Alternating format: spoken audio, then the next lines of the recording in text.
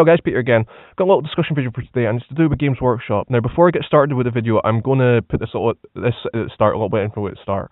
I'm just going to be discussing what Games Workshop have done in the past 3 to 4 years, not way back in the beginning or anything like that. I will obviously go through a few little pointers that I feel that Games Workshop have done that has made them the success they are right now, and the fact that they are killing it in the miniatures industry. So let's get down to the first bit. So first off, Games Workshop have absolutely changed the way Warhammer 40k is and Warhammer Age of Sigmar. Now, basically, the way I see it with Warhammer 40k and Age of Sigmar is Games Workshop have it on a seesaw idea. For a few weeks, it's 40k. For a few weeks, it's Age of Sigmar, which is a really great little balance. And obviously, sometimes it's half and half. You get some 40k stuff, some Age of Sigmar stuff at the same time, which is amazing. And obviously, the miniatures for both games have completely changed over the past few years. I know Games Workshop have gotten new sculptors, new designers, etc., and it just shows how better it is.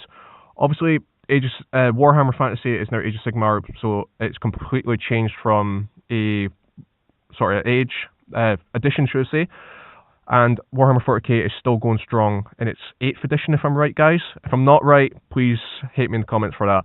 But yeah, like I say, both game systems are really great. They're both a sort of massive game system as well. They're Games Workshop's best 2 game systems. They also have their own little, let's say, like I say, skirmish-wise. 40k has Death Company, or Death Watch, I can't remember what it's called, and obviously Age of Sigmar has Shadespeare, which just came out recently. Shadespear is really taken off with a lot of people. I see a lot of people posting up photos of their little war bands, and there's still a lot more to come with Shadespear, and Games Workshop knows that. I don't know with 40k if they're going to make an extra little skirmish game like Shadespear, should I say, but obviously 40k is getting there as well. It is still their best game system they've got, and it shows. And the same with Age of Sigmar, it shows just the quality of the miniatures, the prices of them. It is really amazing, and no wonder no one else can keep up with these 2 game systems. So next we'll go on to the success with Blood Bowl. Now, basically with Blood Bowl, it is an amazing thing that Games Workshop re-released this, because I know a lot of people were so excited when they heard this news just a few years back. Obviously, Blood Bowl was an amazing game in its first edition, but it was a specialist game, and when specialist games disappeared, Blood Bowl went with it, which was a shame. I never really got a chance to check out Blood Bowl miniatures and stuff, but with this new release and the new updated game and that, Blood Bowl looks absolutely amazing. Like I say, it had competition with Guild Ball, but I feel it had more the upper edge, Blood Bowl did, because it had a much bigger fan base, and that is one thing you need with a game like that. It needs that fan base, which Blood Bowl had, and it got it. Obviously, a lot of miniatures were redone, but there was the odd classic miniatures that have came back, which is great to see. It gives it a bit of the funny feel in that. Obviously, with the game as well, the boxed game, you get a sort of stadium. There's now mats. There's a lot more than Games Workshop could have done in the past with Blood Bowl. They've completely upped it. Obviously, the fact of adding little bits of terrain, like I say, gaming mats and stat cards, etc., everything. And obviously Forge World as well is giving you guys a lot of treats as well for Blood Bowl as well, which is a great thing to see. So the next big success was obviously Necromunda just last year. Like Blood Bowl, when everyone saw that Necromunda was coming out, well, getting re-released, should I say, everyone just went crazy, which is true. Like I say, with Blood Bowl, I never really got a chance to see what proper Necromunda miniatures looked like in the past. Obviously, they did look great, but I do admit these new sculpted versions are so amazing. And especially when GW done the release, they didn't just do it in dribbles. They released a ton of stuff. And I'm sure a lot of you guys remember checking the website that day, the GW website that day when Necromunda was released. They released gangs, they released the books, they released tons of terrain, which was crazy, the amount of stuff they released. I think off the top of my head, there was about 6 to 7 pages worth of Necromunda stuff that released, if I'm right. It was crazy to see how much they released it. And honestly, it is still going strong. It is obviously still going strong, should I say. I've seen people painting up gangs, selling them off, getting the same gang again, because they want to have those miniatures. Again, they just love the way they look, painting them up, etc. And obviously the game as well is kicking back off quite well as well. And it is great to see that Games Workshop are listening or taking notice of bringing the old games back. And obviously Necromunda was huge in the past, and it is still huge again, which is an amazing thing to see. So that brings me to the last little topic. Will Games Workshop release any more specialist games?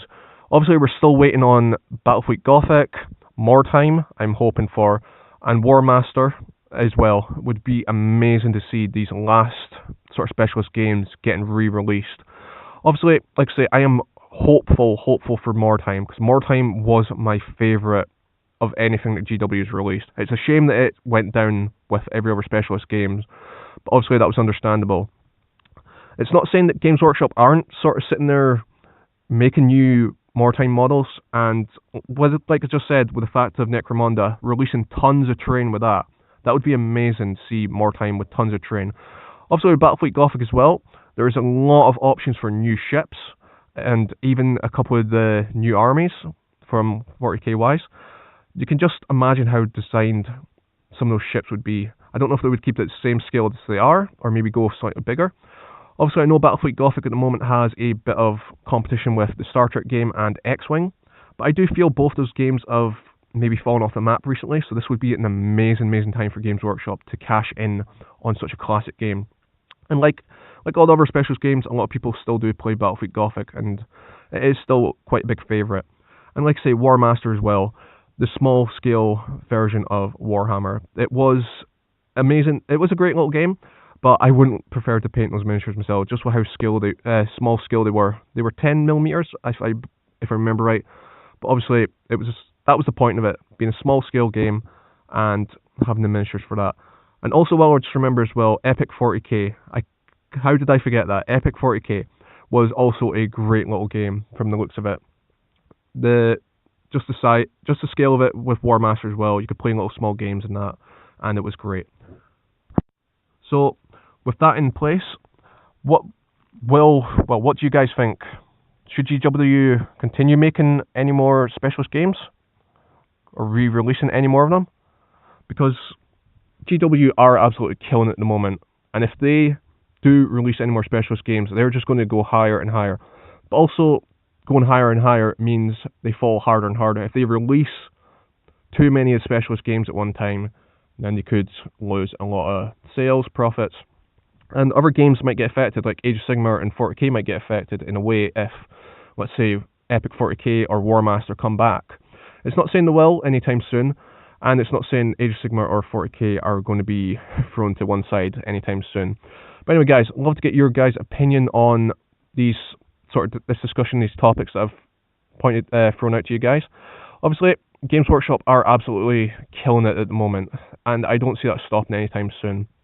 Yes, their prices are high, but yes, their miniatures and their games are amazing. So anyway, guys, hope you're having a great day, and I'll see you next time.